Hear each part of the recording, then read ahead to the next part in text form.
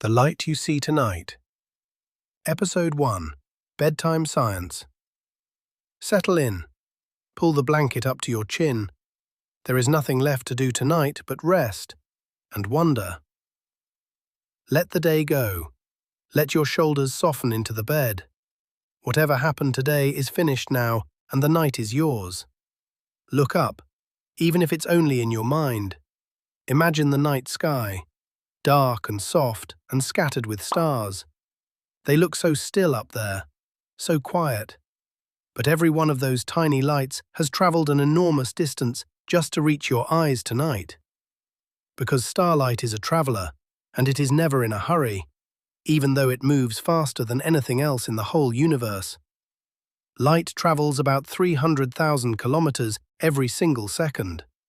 In the time it takes you to breathe in and breathe out, light could circle the entire Earth more than 7 times. And yet, space is so vast that even light, the fastest thing there is, needs time to cross it. So all that starlight has been on a long, patient journey. And tonight, it finally arrives. And there is so much of it. If you tried to count the stars, you would never finish. There are more stars in the sky than there are grains of sand on every beach on Earth. More than all the sand on all the shores, in all the world. You could not hold that number in your mind, and you don't need to. You only need to lie here and let them shine. Let's begin with something close, our own star, the sun. When you feel sunlight warm on your face, you are feeling light that left the sun about 8 minutes ago. It crossed 150 million kilometers of empty space to find you. The sunrise you watched this morning had already happened, 8 minutes before you ever noticed it. And here is a gentle secret about that light. Before it reached your face, it was born deep in the heart of the sun, and it spent thousands upon thousands of years slowly working its way to the surface before crossing all that space in only 8 minutes more. Old light, warm light, light that has been on its way for longer than you can imagine. And if the moon is out tonight, turn to it gently. The moon makes no light of its own. Every soft silver glow it sends down to you is sunlight, caught and turned and handed quietly on. It is the nearest light of the whole night. It left the moon only a little more than a single second ago. Of all the lights above you, the moon's is the freshest, the closest, the most newly arrived. A familiar, patient face passing the sun's light gently down to your pillow. Now let your gaze drift across the rest of the sky. Look closely, and the stars are not all the same. Some glow softly red, cool and slow and old, like the last embers of a fire that has burned a very long time. Others shine blue-white and bright, young and fierce and full of heat. The whole sky is quietly full of color, color so faint and far away that you almost can't see it. But it is there. A garden of distant fires, each one its own. And watch how they tremble. The stars seem to twinkle, to shimmer, to flicker like candlelight. But the stars themselves are steady. That shimmer is something gentler. After crossing all those years of empty space, in the very last moment of its journey, each ray of starlight slips down through our own restless air, the moving blanket of the atmosphere, and that is what makes it dance. The star is calm. It is only our sky that trembles just a little as it lets the light through. And every so often, a thread of light will slip across the sky and vanish, a shooting star. But it is not a star at all. It is only a tiny grain of dust or stone, sometimes no larger than a grain of sand, drifting in from space and meeting our air, glowing bright and warm for a single heartbeat as it passes.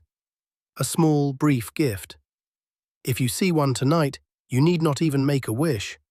Just watch it and let it go, the way you are letting everything go. Now drift further out, past the planets, past the edge of everything familiar. The next nearest star is so far away that its light takes more than 4 years to arrive. So tonight, when that star twinkles, you are seeing light that left it years ago, before this evening, before this week, before so many of the small things you've already forgotten. It is a little message from the past, still glowing, still arriving, just now reaching the quiet dark behind your eyes. And those stars you see gathered into shapes, the patterns, the pictures in the sky, they hold a secret too. For thousands of years, people have looked up and drawn lines between the stars. A hunter, a bear, a spoon, a swan. But the stars in those pictures are not really together. One may be close, and the next one far, far beyond it, only happening to fall in the same direction from where we stand. Each star in the shape sits at its own distance. Each one is sending light of its own age. We drew the pictures simply to feel a little more at home beneath such a wide and ancient sky. And it worked. It still works tonight. Look now at the faint band of light that pours across the very darkest skies. A soft, milky river stretching from one edge of the night to the other. That river is made of stars, billions of them, in our own galaxy, so far away and so many that their light blurs together into a single gentle glow. When you look at it, you are gazing edge-on into the great wheel of stars we live inside. A whole city of suns pooled into one quiet light. And we can go further still. There is a faint smudge of light in the night sky called Andromeda. On a clear, dark night, you can just see it with your own eyes. It looks like a tiny silver cloud, no brighter than a breath on cold glass. But it isn't a cloud. It is a galaxy, a slow, shining swirl of hundreds of billions of stars, much like our own. And the light from Andromeda has been traveling for 2.5 million years. Think about that, gently. The light touching your eyes from Andromeda tonight left on its journey long, long before there were cities, or books, or bedtime stories. It set out across the dark, and it travelled and travelled, quietly crossing the cold and empty space between the stars, while the whole slow story of people unfolded far below it. And tonight, at last, it finishes its journey, in you. So here is the quiet secret of the night sky. When you look up, you are not really seeing how things are. You are seeing how they were. The sky is a map of the past, the near and the far, minutes and millions of years, all shining softly at once. Every star is a little window looking backward in time. And all of that old, patient light has been falling toward this exact spot, on this exact night, simply waiting for you to look. And the dark between the stars is not as empty as it seems. All through that blackness, light is crossing. Countless rays from countless suns, sliding silently past one another in every direction, all at once, all the time. The night only looks still. In truth, it is alive with travelling light, a vast and quiet traffic of glimmers, some of which will not land anywhere at all for 1,000 years. You are lying at the bottom of an ocean of light, watching only the little that happens to reach you. And now, the gentlest secret of all. You are not only watching the stars, you are made of them. Long ago, before the sun was even born, other stars lived and grew old and died. And deep inside those ancient stars, in their heat and their light, the very stuff of you was made. The iron that moves in your blood, the calcium that holds you together in every bone, the breath that rises in your chest. All of it was forged inside stars that vanished long before the earth existed, scattered slowly into the dark, and gathered slowly into worlds and oceans, and at last into you.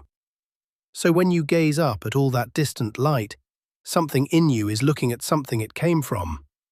Old starlight, falling on a body made of older stars. You are not separate from the sky. You are part of it. You always have been. You don't have to do anything with this. You don't have to understand all of it. You only have to let it arrive. So let your eyes close now. The stars don't mind.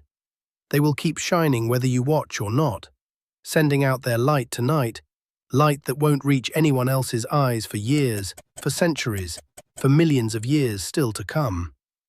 Somewhere far away, and far in the future, someone will look up and see the light that is leaving the stars right now, tonight, while you sleep. And all across the world tonight, others are lying down just as you are, looking up at this same scattered light.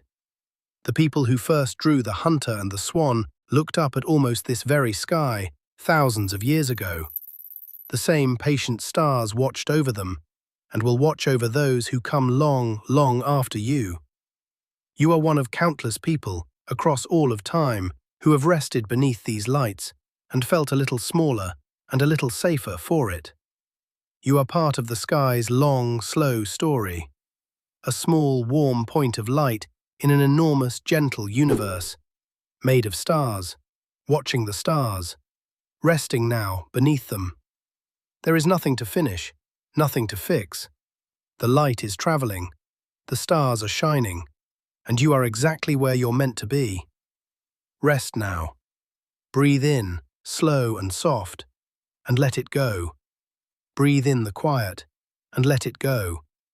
The stars are still shining. There is nowhere you need to be, and nothing you need to do, but lie here beneath them. They have been there long before tonight, and they will be there long after, and for now, they are shining just for you. Sleep well, and I'll be here again tomorrow night, with another small piece of the universe.